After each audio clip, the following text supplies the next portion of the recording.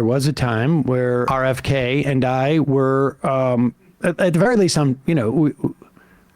don't know if we were friends. We didn't, hang out, but we would exchange text, and there were times where we were, sort of friendly, and I don't know if we ever really had much social interaction. A little bit over the years, but I used to work with him.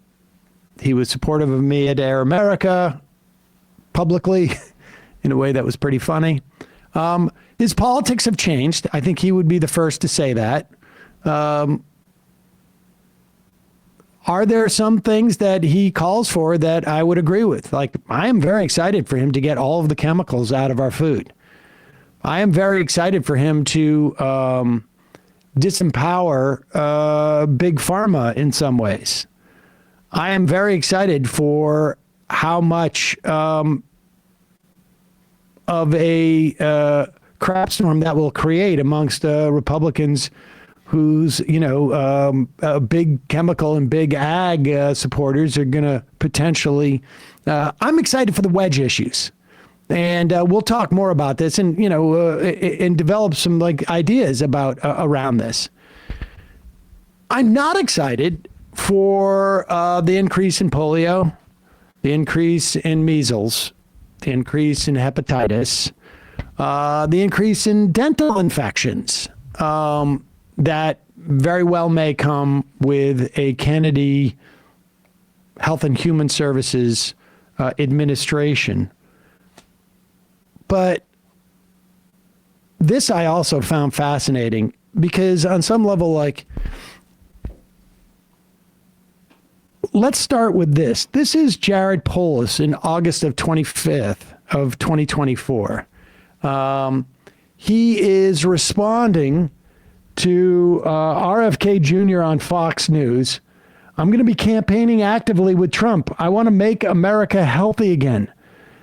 President Trump, and this is back in August when RF Kennedy basically went to the Harris campaign and they said, we're not interested. And then they went to the Trump campaign and said, well, you make me in charge of getting of the iron lung constituency. And Trump said yes. Highly transactional, which apparently RFK is looking to get rid of in our agencies. Nevertheless, here's Jared Polis, who at that time, and remember, this is all the way back in August. So this is almost, let's see, October, September, August. This is almost a full 3 months ago. And Jared Polis said, not sure how bringing back measles and bringing back polio makes anyone more healthy. Fair question to ask. Very fair question to ask. Because one of the keys in immunization and vaccines is you need to get a critical mass of people vaccinated. Otherwise, you allow for the circulation of these diseases to happen. And there are always certain portions of our population that cannot get vaccinated. Maybe they're immunocompromised. Maybe they're too young. Whatever it is. And the vaccines, no vaccines work for everybody.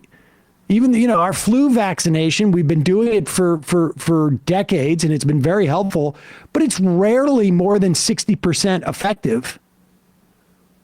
But it's really important because 60% of effectiveness, if you cover a certain percentage of the population, inhibits the ability of the flu to go around, the virus to go around and get more people sick and get more people dead. And it depends on what the virus is, too. It depends on what the R value is, like how quickly it transmits, how transmittable it is, all of these things. Most people know this already. Kennedy, for whatever reason, has, at least for the past 2 decades, been highly skeptical of vaccinations. That he's an anti-vaxxer. At first, it was thimerosal was causing autism, and now it's just sort of like a general issue that he has, it seems, with vaccinations. At least that's what he says. Sometimes he backs off that, but, he has a problem with what, I think most professionals, and he's not one, would call public health. And with any public health policy, you're basically making a determination. And that is, will the costs to some individuals be worth it for the public at large? If we were to impose a standard that cancer treatments, any medical treatment has to be 100% safe and 100% effective, you would get virtually no treatments, period. There is no such thing. But we make a determination as a society. There's a 75% chance of this being effective. There's a 5% chance of this could go really wrong and you could die if you get this operation. But there's a 95% chance that you're going to make you much healthier. I mean, this happens all the time. So anyways, Jared Polis says this thing in August of 2024. Not sure how bringing back measles and bringing back polio makes anyone more healthy. And then yesterday, Donald Trump appoints RFK to head the Health and Human Services, which controls the CDC, the NIH, the FDA, just to name a few. And here's Jared Polis. I'm excited by the news that President-elect will appoint Robert Kennedy Jr. to HHS Gov. He helped us defeat vaccine mandates in Colorado in 2019 and will help make America healthy again by shaking up HHS and FDA. I hope he leans into personal choice on vaccines rather than bans, which I think are terrible, just like mandates.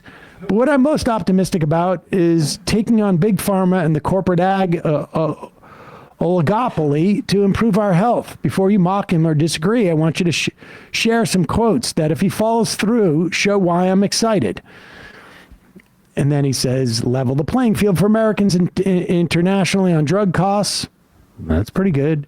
In some categories, nutrition department at the FDA, they have to go. We've got to get rid of pesticide-intensive agriculture.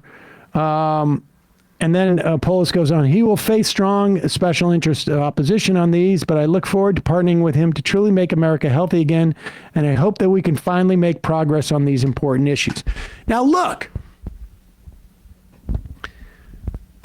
There are definitely things that Kennedy espouses that I agree with. And I suppose people could make a determination, well, if we get all pesticide use is going down. We heard from our resident farmer yesterday. Kowalski in Nebraska. But certainly we could get a lot of chemicals out of food. Certainly there are issues at the FDA. And maybe, you could say, well, the trade-off between fixing those agencies and having a resurgence of measles or having a resurgence of polio or increased hepatitis rates, or, more people dying from the flu, or more people dying from COVID, or completely make society totally susceptible to another pandemic if it happens. You can make that determination in one way or another. People, I could see how people might see that as a trade-off. And I can also see the value maybe in saying, like, we're going to create a wedge issue. And Kennedy's going to be in there, and he's going to be doing these things. They're going to piss off the Republicans, and it's going to expose them as being full of crap. And I can also see you saying, like, well, better to have Kennedy there so that people can see who's doing this and that it's coming from the administration when these rates go up than outside. But I don't believe that's what Polis is doing at all. I think he's just incredibly opportunistic and has a sense of libertarian streak in him. And this is something for you to remember. And how do I know? Well, here he is when his advisors go, what are you doing? Oh, is this going to be bad for me politically? I mean, because here's the point. You're empowering these people at a time where you should be empowering them. Yep. I mean, if Bobby Kennedy actually is going forward in pulling chemicals from food and begins to do that, I'm definitely open to providing support for that action. But at this juncture, to be empowering anybody to do any of this stuff, I'm sorry. That's BS. And so here he is, Polis walking it back a little bit. My thoughts on Robert Kennedy Jr. Science must remain the cornerstone of our nation's health policy, and the science-backed decision to get vaccinated improves public health and safety. Did some doctor call him? Did some public policy person call him?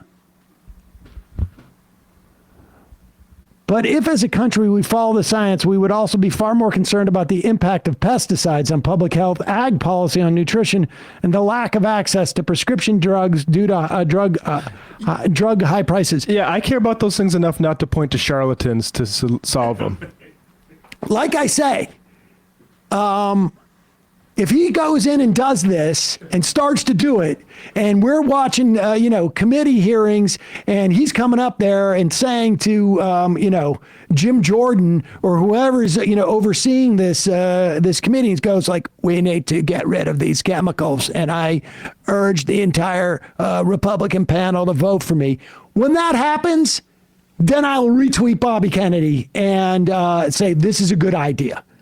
But until then, who are you kidding? Who are you kidding?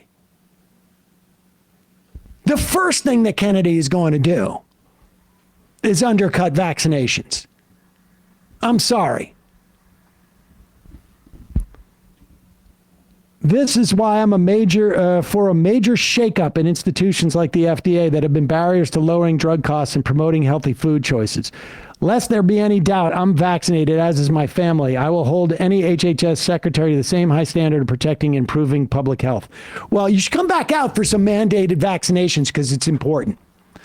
But that aside, this notion of like the one inhibition to our having better policies about this is a function of who's running HHS. This whole notion of like, it's not about parties, it's not about political movements, it's not about any of that. Give me a break. This is baby brained.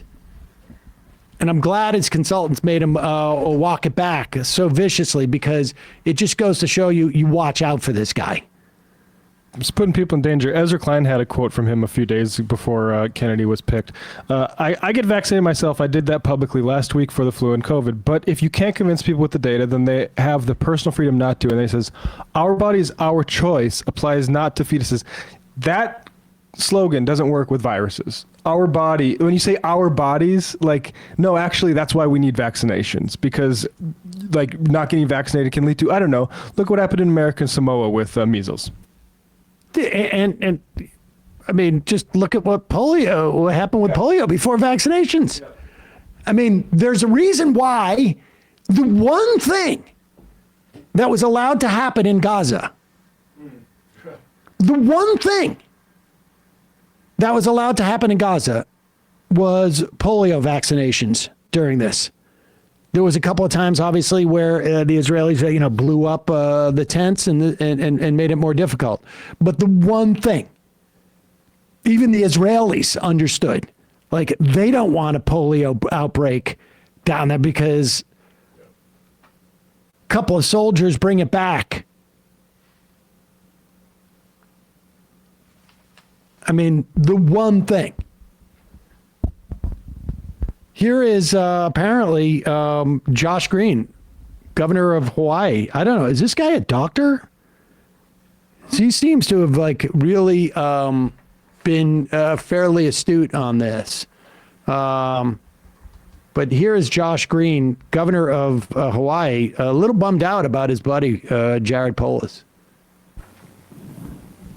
Well, first of all, I was with Jared today throughout the day at the Governors Association meeting. We talked about this. Jared is very worried about what RFK would do over vaccinations.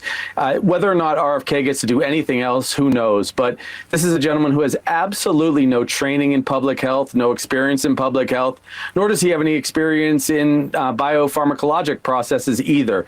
He is a quack scientist. It is obvious. And Mr. Trump is doing this to be provocative. Now, tearing down government when children's health is on the line is not okay. I was disappointed in Jared, who I love, who is one of my favorite governors, but it is not okay. It's not okay to do what he did, to cast doubt on processes that are well established in science. It makes parents scared. When parents are scared, they don't take action. If people freeze and we lose 10 or 20% of our vaccination rates, you'll see disease spread widely across America. And remember, you've got a lot of children who are too young to be vaccinated who will be very vulnerable when these diseases spread. You'll see some polio come back. You'll certainly see outbreaks of measles and mumps and chickenpox. All of these things don't just sometimes kill you, they also will cause serious neurologic damage when children are ending up with infections because they couldn't get immunity. He is a physician, incidentally. Before he was governor, he was practicing medicine. And even after COVID, 70+% of people support vaccines requirements. The numbers for raw milk are much less. And raw milk is actually a good civilizational, or not, pasteurization is actually a good civilizational advance. And I will add, even with apple cider, which happened in New York State about 15, 20 years ago. Personally, I like the UV taste better. I've had raw apple cider. It's fantastic. But the apples are lying on the ground a lot of times. A raccoon is taking a poop on the apple. It ends up in your cider. Kid dies. It's been going on with that meat, the deli meat company. Yep. Boar's Head. Boar's Head, yeah. I mean, maybe roll the dice. Maybe society needs like a reset. Every couple of years, you need to have like huge swaths of people die to be like, oh yes, this is why. Yeah. Gamble on basketball, gamble on elections, gamble on the food you eat. There you go. Hey folks, don't forget to hit the subscribe button and check out our daily show. We do it every day at 12 p.m. Eastern for about 2.5 hours. We even take phone calls. You should check that out.